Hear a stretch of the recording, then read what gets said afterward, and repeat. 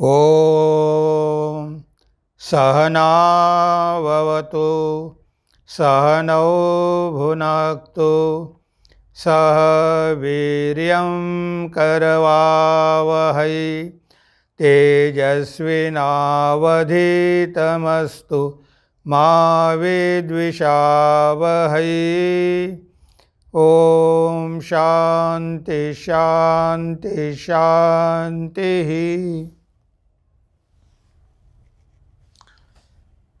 प्रिय बंधू भगिनींनो, नमस्कार।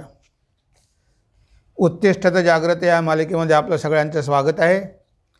आजची आपली कविता आहे, जगात होतो तोच महान, जगात होतो तोच महान। सोडून देता मिळते सगळे, हाची प्रकृतीचा नियम, सोडण्याचे साहस करतो, जगात होतो तोच महान, जगात होतो तोच महान। तर इथे आपण बघतो की पशुमध्ये आणि मनुष्यामध्ये काय फरक आहे। आपण जर बघितलं, जंगलामध्ये सगळ्यात श्रेष्ठ कोण आहे? सिंह आहे। सिंह का आहे? वनराज आहे, वनाचा राजा आहे, कारण तो जास्तीत जास्त प्राण्यांची हत्या करू शकतो, त्यामुळे तो राजा आहे। हे पाशवी राज्यामध्ये ठीक आहे, पण जेव्हा आपण मनुष्य जगतामध्ये येतो तेव्हा मनुष्य जगामध्ये मात्र याच्या विरुद्ध आहे। जो जास्तीत जास्त त्याग करू शकतो, बलिदान करू शकतो, तो सगळ्यात महान होतो। हा फरक आहे। म्हणजे तुम्ही बघा की या जगामध्ये जो मनुष्य जास्तीत जास्त लोकांना त्रास देतो तो महान होत नाही, जो मनुष्य लोकांसाठी स्वतःचं बलिदान देतो तो महान होतो। तर सुभाषचंद्र बोसांना आपण महान म्हणतो कारण त्यांनी आपलं जीवन देशाला स्वतंत्र करण्यासाठी बलिदान दिलं, म्हणजे त्यांनी संपूर्णपणे त्याग केला, म्हणून आज आपण त्यांचं पूजन करतो, त्यांचं स्मरण करतो। कशामुळे? त्यांच्या बलिदानामुळे। अशा प्रकारे जे महान लोक होऊन गेले त्यांची जीवनं जर आपण बघितली तर त्यांच्या जीवनामध्ये त्याग आपल्याला दिसून येतो। म्हणजे त्यांनी स्वतःच्या स्वार्थाची पर्वा केली नाही, पण इतरांच्या कल्याणासाठी त्यांनी आपल्या स्वतःचं बलिदान दिलं आणि त्यामुळे ते महान झाले। आता बघा, लाल बहादूर शास्त्री, ते आपल्या देशाचे पंतप्रधान होते। आजही आपण त्यांना विसरू शकत नाही, कारण त्यांच्या जीवनामधला त्याग। ते पंतप्रधान होते पण राहायला घर नव्हतं। त्यापूर्वी ते जे नोकरीला होते, नोकरीमध्ये होते, तेव्हा त्यांचा पगार फक्त 100 रुपये होता आणि त्या 100 रुपयामध्ये त्यांचं घर चांगल्या प्रकारे चालत होतं। एकदा त्यांना जास्त पगार मिळाला, म्हणजे त्यांना इन्क्रिमेंट मिळालं, दर महिन्याला त्यांचा 20 रुपये पगार वाढला, तर 100 रुपयाऐवजी 120 रुपये पगार झाला। असं करता करता 1 वर्ष गेलं। आता पत्नी काय करायची? 100 रुपयामध्ये घर सांभाळायची आणि 20 रुपये जमा करून ठेवायची, म्हणजे एका वर्षाचे जवळजवळ 240 रुपये तिच्याकडे जमलेले होते। एकदा मित्र आला आणि मित्र म्हणाला शास्त्रीजींना की शास्त्रीजी, मला 100 रुपयाची गरज आहे, तुम्ही मला देऊ शकता का? तेव्हा शास्त्रीजी म्हणाले की माझ्याकडे मुळीच पैसे नसते, जे पैसे मला पगारामध्ये मिळतात त्यामध्ये माझा खर्च भागतो, त्याच्यामुळे मी पैसे देऊ शकत नाही। तेव्हा पत्नी म्हणाली की मी त्यांना पैसे देते, आणि पत्नीनं 100 रुपये आणून त्या व्यक्तीला दिले।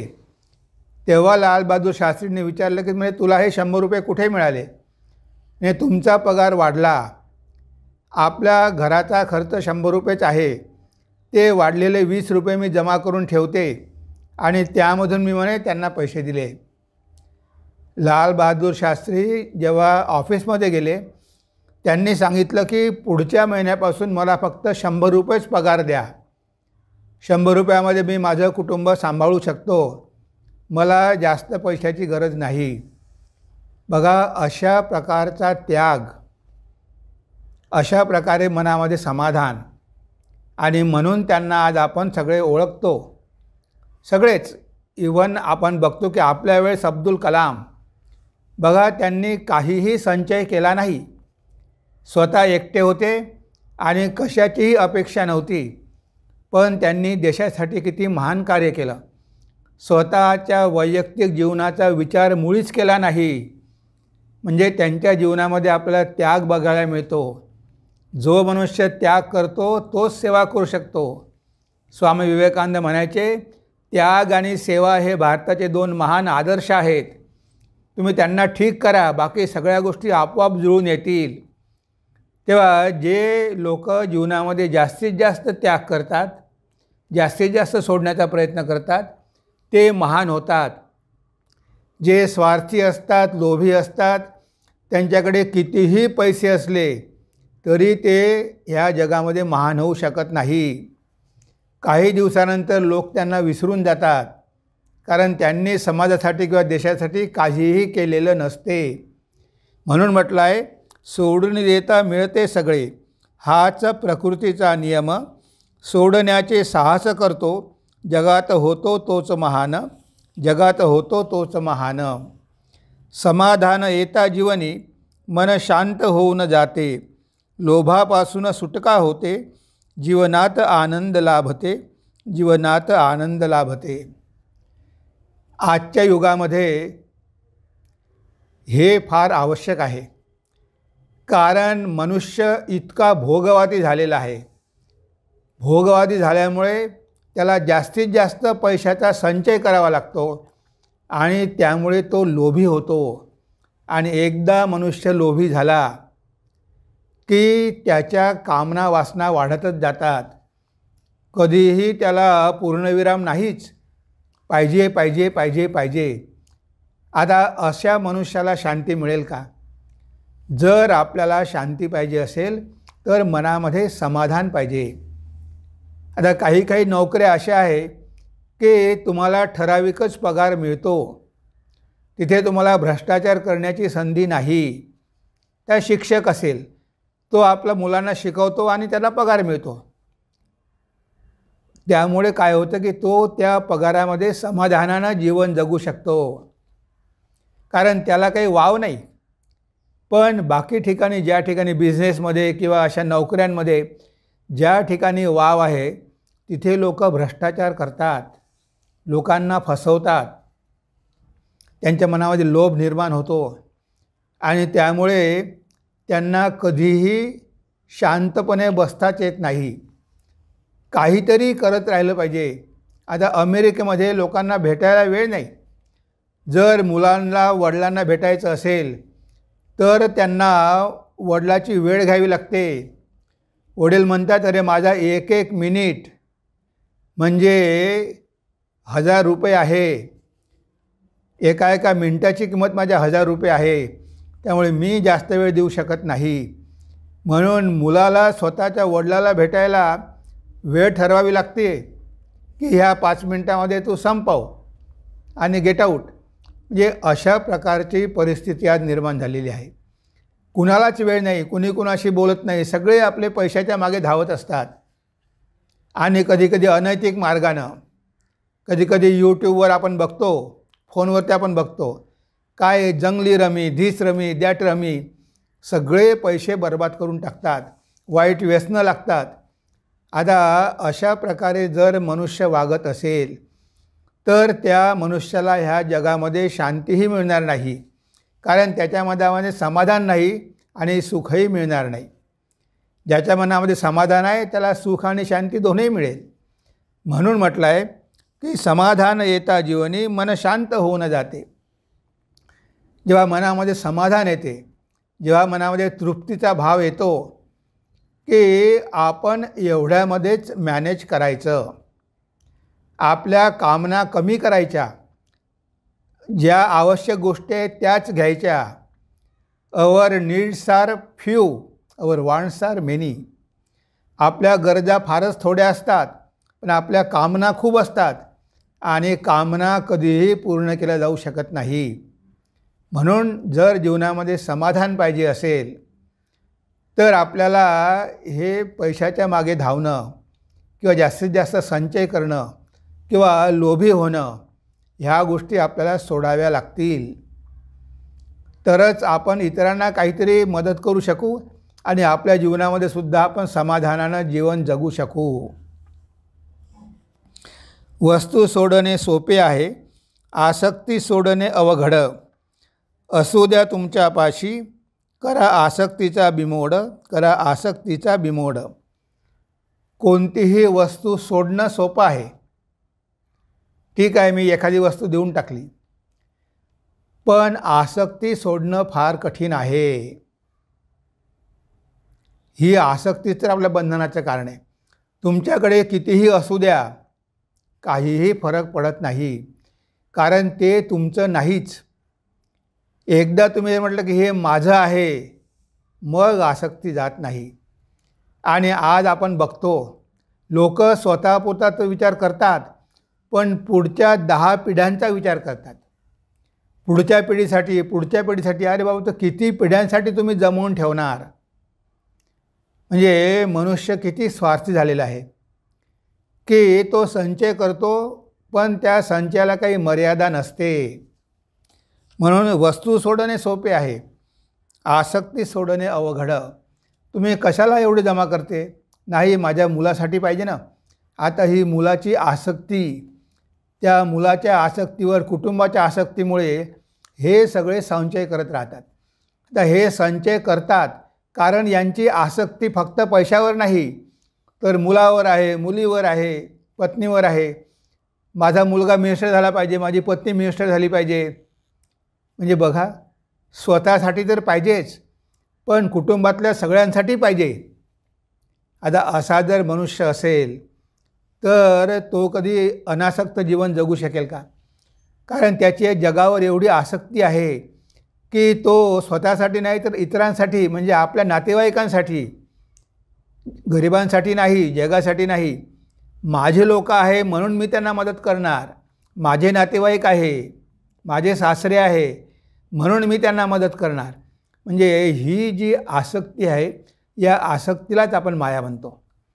ह्या जगावरची आसक्ती काही केल्या सुटत नाही. तुमच्याकडे कितीही असू द्या, पण कोणत्याही गोष्टीला माझं म्हणू नका. तुम्ही काय आहात? तुम्ही विश्वस्त आहात, हे तुमचं नाही. कोणाचे तरी वतीनं तुम्ही काम करत आहात, हे तुमचं नाही. आता बसमध्ये कंडक्टरकडे भरपूर पैसे असतात, पण त्या कंडक्टरला माहिती असते की माझ्याकडे हे पैसे आहे, पण हे माझे नाही, हे सरकारचे पैसे आहे. त्यामुळे तो त्या पैशावर आसक्त होऊ शकत नाही. आता संन्यासी आहे, त्या संन्याशाला माहिती आहे की मठामध्ये कार आहे, घरं आहे, सगळं काही आहे, खाण्यापिण्याचे सगळं आहे, कोणत्याही गोष्टीचा अभाव नाही. पण तो कशावरही आसक्त होत नाही, कारण त्याला माहिती असते की हे आपलं नाही, हे भगवंताचं आहे, हे श्री रामकृष्णांचं आहे. आज आपण इथे आहो, उद्या आपण इथे राहणार नाही, आपले दुसरीकडे बदली होईल, सगळं सोडावं लागेल.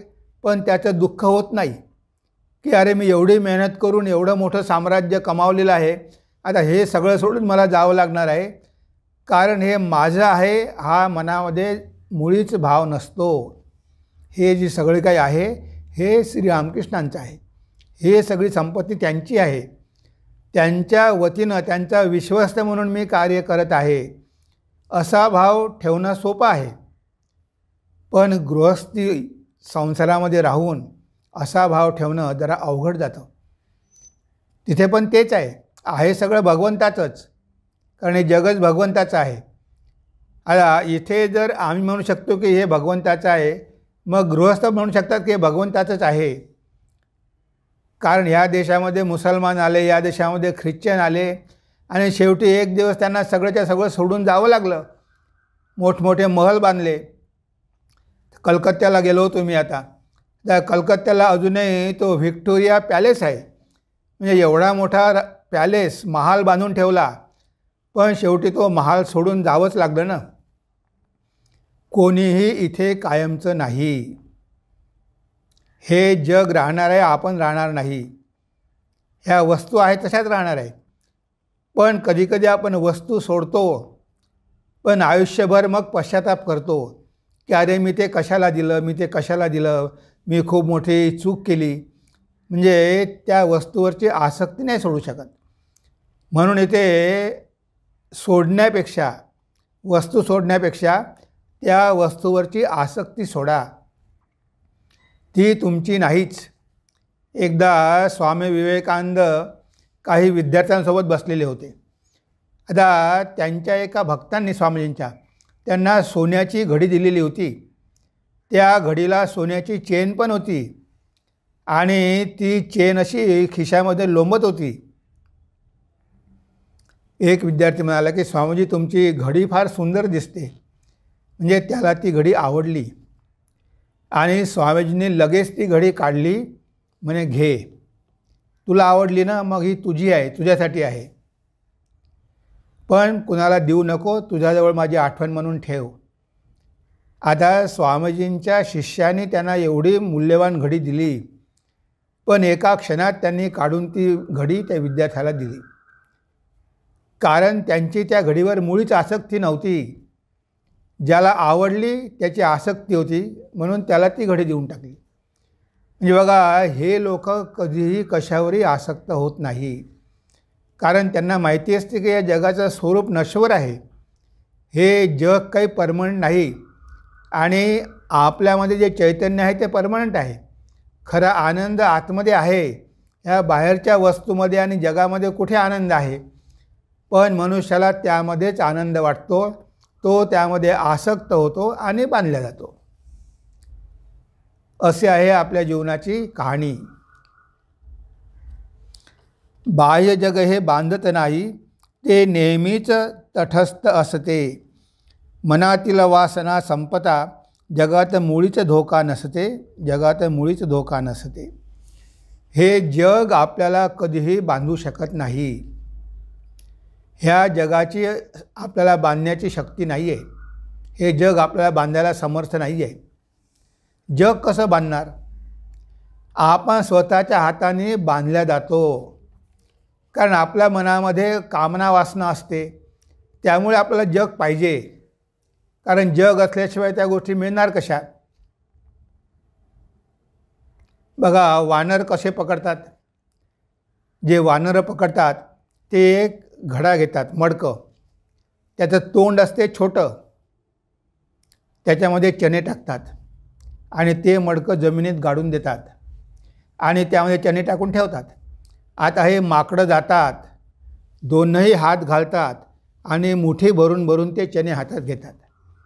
आता ते चणे हातात घेतली, मूठ बांधली की त्या मडक्याच्या छोट्याशा तोंडामधून ते हात बाहेर पडत नाही आणि त्यामुळे ते प्रयत्न करतात, पण ते हात बाहेर काढूच शकत नाही आणि बरोबर मदार येऊन त्यांना पकडतो. कारण हाती धरलेले चणे जर त्यांनी सोडून दिले आणि जसे हात घातले तसेच जर काढून घेतले तर ते बांधले जाणार नाही. पण ते हात खाली हात टाकतात आणि चणे भरून घेतात आणि चणे भरून घेतल्यावर मग ओरडतात की अरे आता बाहेर निघू शकत नाही, हात काढू शकत नाही, अरे बाबा चणे टाकून दे, पुन्हा तसे हात बाहेर काढ. पण ते करत नाही, मग पकडल्या जातात. म्हणजे ते कशाप्रकारे बांधले जातात? कारण मूठमूठ भरून त्यांना चणे पाहिजे. जेव्हा आपण या जगाकडून काहीतरी अपेक्षा करत असतो, जेव्हा या जगाकडून आपल्याला काहीतरी पाहिजे असते, मग आपण या जगावर आसक्त होतो. हे जग आपल्याला बांधत नाही, ते आहे तसंच आहे. या जगामध्ये कितीतरी प्रकारचे लोक आहे, सगळ्यांनाच काही हे जग बांधत नाही. पण जे लोक या जगावर आसक्त होतात, ह्या जगामधल्या ज्या उपभोग्य गोष्टी आहे, कारण आपल्याजवळ इंद्रिय आहे आणि इंद्रियाच्या भोगाच्या वस्तू या जगामध्ये आहे आणि त्या वस्तूंवर आपण आकर्षित होतो, आसक्त होतो, म्हणून बांधल्या जातो. जर ही सगळी आसक्ती मनामधून काढून टाकली, सगळ्या कामना वासना काढून टाकल्या, मला ह्या जगाकडून काहीही नको, मग हे जग तुम्हाला कसं बांधणार? ते तटस्थ आहे, ते तुम्हाला बांधू शकत नाही.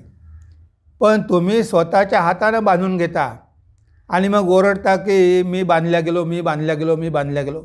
आता तुम्हाला कोण सोडणार आहे? तुमचं मन या जगाला बांधल्या गेलेलं आहे आणि ते तुम्ही स्वतःच्या हाताने बांधलेलं आहे. तुम्ही जर कोणत्याही वस्तूच्या प्रलोभनामध्ये पडत नसाल तर हे जग तुम्हाला बांधू शकत नाही. हे जग फक्त तुम्हाला प्रलोभनं दाखवते आणि आपण त्या प्रलोभनामध्ये फसतो आणि मग बांधला जातो. दोष जगाला देऊ नका, आत्म्यासाठी प्रयोजन. हे जग आहे विद्याशाला, जीवाला देण्या प्रशिक्षण, जीवाला देण्या प्रशिक्षण. आता हे जग आहे, आपण म्हणू शकतो की भगवंताने हे जग निर्माणच कशाला केलं? ह्या जगाचं प्रयोजन आहे. हे जग जर नसतं तर आपण मुक्तच झालो नसतो. आपल्या मुक्तीसाठी या जगाचं प्रयोजन आहे. नाहीतर भगवंताने हे जग निर्माण कशाला केलं असतं? ह्या जगामध्ये यायचं आहे आणि ह्या जगामध्ये मुक्ती प्राप्त करून घ्यायची आहे आणि मग हे जग सोडायचे आहे. हे जग आत्म्याच्या मुक्तीसाठी आहे, आत्म्याच्या भोगासाठी नाही. आत्म्याची मुक्ती करण्यासाठी हे जग आवश्यक आहे. म्हणून स्वामी विवेकानंद काय म्हणतात? The world is the great gymnasium where we come to make ourselves strong. हे जग म्हणजे एक मोठी व्यायामशाळा आहे आणि या व्यायामशाळामध्ये आपण स्वतःला सुदृढ करण्यासाठी येतो, आपण बलशाली करण्यासाठी येतो. म्हणजे ह्या जगामध्ये आपण येतो, पण या जगामध्ये येऊन आपल्याला सुदृढ व्हायचं आहे. म्हणजे आपल्याला आध्यात्मिक दृष्टीनं शक्तिवान व्हायचं आहे.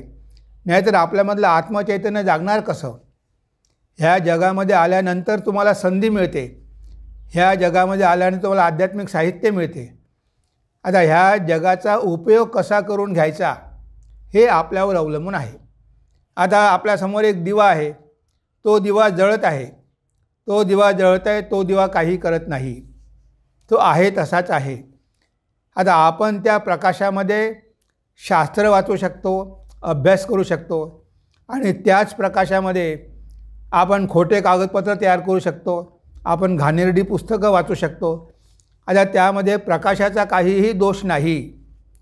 आता इथे आपल्याला स्वतःला कंट्रोल करायचं आहे, म्हणजे आपलं मन आपल्याला सुदृढ करायचं आहे. हे मन सुदृढ करता यावं म्हणून भगवंताने ही सृष्टी निर्माण केली आहे की या जगात राहा, पण आपला आध्यात्मिक विकास करून घ्या. ह्या जगाचा तुम्ही कसा उपयोग करता? हे जग तुम्हाला बांधूही शकते आणि हे जग तुम्हाला मुक्तही करू शकते. कारण विद्यामाया आणि अविद्यामाया दोन प्रकारच्या माया आहेत. तुम्ही जर विद्यामायाचा आश्रय घेतला तर हे जग तुम्हाला मुक्त करेल. कारण विद्यामायामध्ये ज्ञान, भक्ती, वैराग्य, विवेक हे सगळं आहे. आता भगवान श्रीरामकृष्णांनी अवतार घेतला, जगामध्ये आले आणि आपल्याला मार्ग दाखवून दिला. आता आपल्याला मनुष्य देह मिळाला म्हणून या मार्गावर आपण चालू शकतो. जर हे जगच नसतं तर आपल्याला ह्या जगामध्ये येण्याची संधीच मिळाली नसती. म्हणजे लाखो वर्ष आपण बंधनातच राहिलो असतो. बंधन मनात आहे आणि मन तर काही मरत नाही, तर मनामध्ये ते संस्कार असतेच. तेव्हा ह्या जगामध्ये या, हे जग बघा, ह्या जगामध्ये राहा, पण कशा प्रकारे? विश्वस्था प्रकारे राहा, दासी प्रकारे राहा, कशाईमध्ये आसक्त होऊ नका, नैतिक जीवन जगा, स्वतःला आध्यात्मिक आणि नैतिकदृष्ट्या शक्तिशाली बनवा. मग हे जग नक्कीच तुम्हाला मदत करेल, तुम्हाला मुक्त करेल. ह्या मायेच्या बंधनातून हे जग तुम्हाला मुक्त करेल. जे तुमच्या मुक्तीसाठी हे जग निर्माण केलेलं आहे. ते तुम्ही या जगात यावं आणि या जगापासून धडा शिकावा. ह्या जगामधले दुःख बघून तुम्ही धडा शिकले पाहिजे. अरे ह्या जगामध्ये काय आहे? जन्म, मृत्यू, जरा, व्याधी. सिद्धार्थ गौतम धडा शिकला. घरी बाहेर पडल्याबरोबर ते राजकुमारानं बघितलं की म्हातारा आहे, रोगी आहे, मृतदेह आहे. हे सगळं बघून त्याला वाटलं की हे असंच आहे, आपल्यालासुद्धा त्याच मार्गाने जावं लागणार आहे. हे सिद्धार्थ गौतमाला कळलं आणि म्हणून त्यानं या जगाची आसक्ती सोडली. म्हणजे हे जग आपल्याला बांधत नाही, तर आपण स्वतः या जगाला बांधून घेतो, आपणच बांधून घेतो. म्हणून इथे म्हटलं आहे की दोष जगाला देऊ नका, आत्म्यासाठी प्रयोजन. म्हणजे आत्म्याच्या मुक्तीसाठी ह्या जगाचं प्रयोजन आहे. ह्या जगामध्ये राहा, तुमच्याकडे कितीही वस्तू असू द्या, काहीही फरक पडत नाही, पण आसक्त होऊ नका. तुम्ही जर आसक्त झाला नाही तर हे जग तुम्हाला बांधू शकत नाही. जनक राजा बघा, जनक राजा होता, राजर्षी होता. तो राज्यकारभार चालवायचा, पण कशाहीमध्ये आसक्त नव्हता. म्हणून त्याला म्हणतात विदेही. तो विदेही जनक होता, देहावर पण त्याची आसक्ती नव्हती. म्हणजे अशा प्रकारे तुम्ही जगामध्ये राहा, सगळी जगातली कामं करा, पण कुठेही आसक्त होऊ नका. आसक्त झाले की ते बंधनाला कारण ठरते. आणि तुम्ही जर आसक्त झाला नाही तर हे जग तुम्हाला मुक्त करेल, तुम्हाला उन्नत करेल, तुमची ऊर्ध्वगती होईल, तुमची प्रगती होईल. तेव्हा जगाला दोष देण्यात काही उपयोग नाही. अरे जगामध्ये सगळे दुःख आहे, अरे बाबा दुःख आहे, पण दुःखामधून मुक्त होण्याचा उपाय पण आहे. असं नाही आहे की ते दुःख कायमचं आहे. हे दुःख जे आहे ते शरीर मनाचं आहे. तुम्ही तर आत्मस्वरूप आहात, तुम्ही आनंद स्वरूप आहात, तुमच्यामध्ये कुठे दुःख आहे. आता हे तुम्ही या जगात आल्यानंतर शिकले पाहिजे. इतरांचे दुःख बघून, इतरांचा मृत्यू बघून हे शिकायला पाहिजे ना. अनित्यम असुखम लोकम, गीतेमध्ये भगवान म्हणतात की हे जग अनित्यच आहे आणि इथे काही सुख नावाची गोष्ट नाहीच आहे. कुठे आहे सुख? पण आपल्याला वाटते की ह्या जगात सुख आहे, हे जग कायमचं राहणार आहे. असं नाही आहे. ह्या जगात राहा, पण ह्या जगात राहून तुम्हाला जे काही अनुभव येतात त्यामधून धडे शिका. धडे शिका आणि या दुःखापासून कायमचं मुक्त होण्यासाठी प्रयत्न करा. आणि उपाय आहे. हे संत महापुरुष अवतार कशासाठी येतात? आपल्याला सांगण्यासाठी की आपल्यामध्ये कुठेही दुःख नाही, आपण आनंद स्वरूपच आहोत, आपण आत्मस्वरूप आहोत, आत्म्यामध्ये अनंत आनंद आहे, हे दाखवून देण्यासाठी हे लोक येतात. पण आपण त्यांचं ऐकत नाही आणि या जगातल्या क्षुद्र आनंदाच्या मागे धावतो. आणि जेव्हा दुःख येते तेव्हा ओरडतो, अरे दुःख आहे, दुःख आहे, दुःख आहे. त्याला काहीही अर्थ नाही. म्हणून ह्या जगात राहा, कशालाही आसक्त होऊ नका आणि जगाला दोष देऊ नका की हे जग असंच आहे, ह्या जगामध्ये वाईट लोकच जास्त आहे, ह्या जगामध्ये दुःखच जास्त आहे. हे सगळं बघा, तुम्ही बघावं आणि त्यामधून धडा शिकावा. म्हणून हे जग निर्माण केलेलं आहे. आता तुम्ही ठोकरा लागूनसुद्धा काही शिकत नसेल तर मग उपयोग काय? मनुष्य एवढा बुद्धू असेल की तो विवेकच करू शकत नाही. आता बघतो जग अनित्य आहे, लोक मरत आहे, पण त्याला वाटते की तो कधी मरणार नाही. आता जो मनुष्य या जगातले सगळे दुःख बघूनसुद्धा काहीच धडा घेत नाही आणि पुन्हा आपलं जीवन सुरू करतो, एक पत्नी वारली की दुसरी पत्नी करतो, ते दुःख विसरून जातो आणि पुन्हा आपली गाडी सुरू करतो. आता अशा प्रकारे मनुष्य जर हे दुःख बघूनही दुःखामधून मुक्त होण्यासाठी प्रयत्न करत नसेल तर त्याला आपण महामूर्खच म्हणतो ना. मग काय, तुमच्या डोळ्यांना दिसते आहे, उपाय आहे, पळून जाण्याचा मार्ग आहे, तरीसुद्धा आसक्तीमुळे पळून जाण्याची इच्छा होत नाही आणि आगीमध्ये होरपळूनच मरतात. असं या जगाचं स्वरूप आहे. जगात राहून कर्म करा, सोडण्याची गरज नाही. मी माझेचा त्याग होता, मुक्तीचा अनुभव येई, मुक्तीचा अनुभव येई. तर या जगात राहा, कर्म करा. कर्म करावेच लागणार आहे. जगामध्ये आल्यानंतर कर्माशिवाय आपण राहू शकत नाही, कर्म केलेच पाहिजे. सोडण्याची गरज नाही, कर्म त्याग करण्याची गरज नाही.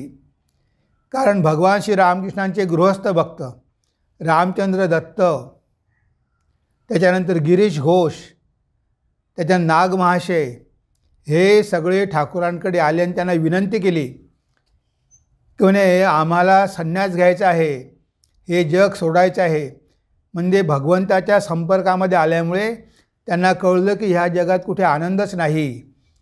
भगवान श्री रामकृष्ण या जगाला आसक्त नाही, पण ते किती आनंदी आहे. त्यामुळे की आम्ही ह्या जगाचा त्याग करतो. तेव्हा श्री रामकृष्ण म्हणाले की नाही नाही, तुम्हाला काही गरज नाही सोडायची. तुम्ही संसारामध्येच राहा. तुम्ही लोकांना एक उदाहरण दाखवून द्या. आता नाग महाशय त्यांना पण संन्यास घ्यायचा होता. ठाकूर म्हणाले की घरीच राहा. तुमच्यापासून लोकांना शिक्षण मिळेल, तुम्हाला बघून लोक शिकतील. तुम्ही घरीच राहा, पण आसक्त होऊ नका. रामचंद्र दत्त त्यांना म्हणाले की नाही, तुम्हाला संसार सोडायची गरज नाही. तुमच्यापासून लोकांना चांगल्या गोष्टी शिकायला मिळतील. गिरीश घोष म्हणाले की नाटक वगैरे सगळं सोडून देतो, संन्यास घेतो. ठाकूर नाही, तसं करू नका. तुमच्या नाटकामुळे अनेक लोकांना चांगल्या गोष्टी शिकायला मिळतात. तुम्ही प्रचार आणि प्रसार करता. तुमची सगळी नाटकं धार्मिक आणि सामाजिक असते. तेव्हा तुम्हाला ते सगळं काही सोडायची गरज नाही. सगळं करा, पण मी आणि माझं म्हणू नका. अनासक्त राहून संसार करा. आणि तुम्ही अनासक्त राहून संसार केल्यामुळे लोक तुमचं जीवनं बघतील आणि तुमची जीवनं बघून त्यामधून ते शिकतील आणि ते सुद्धा अनासक्त राहून संसार करण्याचा प्रयत्न करतील. म्हणून काहीही सोडायची गरज नाही. भगवान श्री रामकृष्णांनी त्यांच्या गृहस्थ भक्तांना काहीही सोडायला सांगितलं नाही. तुम्हाला सोडायची गरज नाही, कारण तुम्ही जबाबदारी घेतलेली आहे. संसार जबाबदारी आहे, तुम्हाला ते पालन करावी लागेल. तुम्ही बायका पोरं सोडून जाऊ शकत नाही, पळून जाऊ शकत नाही. त्या सगळ्या जबाबदाऱ्या पार पाडा, पण मात्र भगवंतावर मन ठेवा. म्हणू नका की हे माझं आहे आणि हे मी आणि माझंचा जर तुम्ही त्याग केला तर तुम्ही संसारात राहूनसुद्धा मुक्त होऊ शकाल. म्हणजे संसारात राहिल्यामुळे मुक्ती मिळत नाही असं नाही. सगळे आपले ऋषी संसारी होते, गृहस्थ होते, पण ते महान ऋषी होते. म्हणजे संसारात राहूनसुद्धा आपण भगवंताचा लाभ करून घेऊ शकतो, जर आपण अनासक्तपणे संसार करू शकलो तर. या कवितेच्या माध्यमातून शिकायला मिळालेलं आहे. आणि भगवान श्रीरामसुद्धा आपल्याला हेच सांगत आहे की जगात राहा, पण महान व्हा. शक्य असेल तर बाह्य त्याग करा, शक्य नसेल तर आंतरिक त्याग करा, मनाने त्याग करा. आणि जेवढ्या प्रमाणात तुम्ही त्याग करा, अनासक्त व्हाल, तेवढ्या त्याच प्रमाणात तुम्ही महान व्हाल. कारण तुमच्यामधलं ते आत्मचैतन्य प्रगट होईल आणि तो आत्मा तर महान आहे. ते आत्मचैतन्य प्रगट झालं की तुम्ही महान झालेच पाहिजे. हेच आपल्याला इथे या कवितेवरून शिकायला मिळालेलं आहे. तेव्हा एकदा आपण ही कविता वाचून घेऊया आणि आपल्या चिंतनाला आपण विराम देऊया. जगात होतो तोच महान, सोडून देता मिळते सगळे, हाच प्रकृतीचा नियम. सोडण्याचे साहस करतो, जगात होतो तोच महान. समाधान येता जीवनी, मन शांत होऊन जाते. लोभापासून सुटका होते, जीवनात आनंद लाभते. वस्तू सोडणे सोपे आहे, आसक्ती सोडणे अवघड. सर्व असू द्या तुमच्यापाशी, करा आसक्तीचा बिमोड, करा आसक्तीचा बिमोड. बाह्य जग हे बांधत नाही, ते नेहमीच तटस्थ असते. मनातील वासना संपता, जगात मुळीच धोका नसते. दोष जगाला देऊ नका, आत्म्यासाठी प्रयोजन. हे जग आहे विद्याशाला, जीवाला देण्या प्रशिक्षण. जगात राहून कर्म करा, सोडण्याची गरज नाही. मी माझेचा त्याग होता, मुक्तीचा अनुभव येई, मुक्तीचा अनुभव येई. तर आपण आपल्या चिंतनाला आज इथेच विराम देऊया. नमस्कार, धन्यवाद. ओम सर्वे भवन्तु सुखिनः, सर्वे सन्तु निरामया, सर्वे भद्राणि पश्यन्तु, मा कश्चित् दुःखभाग् भवेत्, मा कश्चित् दुःखभाग् भवेत्. ओम शांति शांति शांति. हरि ओम तत्सत्. श्रीरामकृष्णार्पणमस्तु.